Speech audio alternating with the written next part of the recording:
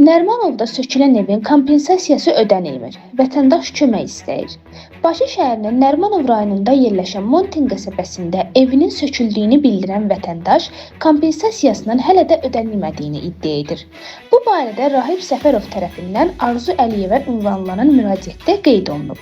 Media TV Azmedia qrupuna müraciətdə bildirib ki, 24 iyul 2025-ci il tarixində Aşıq Qərib və Məhəmməd Arif küçələrinin kəsişməsində yerləşən yaşayış evi Azərbaycan Dəmir Yolları QSC-nin ərazisində aparılan abadlıq işləri çərçivəsində sökülüb.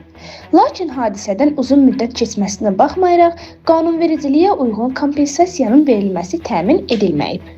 Rahib Səfərovun sözlərinə görə məsələ ilə bağlı aidiyyatı qurumlara dəfələrlə müraciət edilsə də konkret nəticə əldə olunmayıb. Bu isə ailənin sosial vəziyyətinə ciddi təsir göstərib və onları çətin maddi durumla üz-üzə qoyub.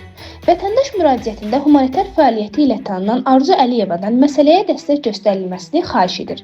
O, problemin ədalətli şəkildə və qısa zamanda həll olunacağına ümid etdiyini vurğulayır.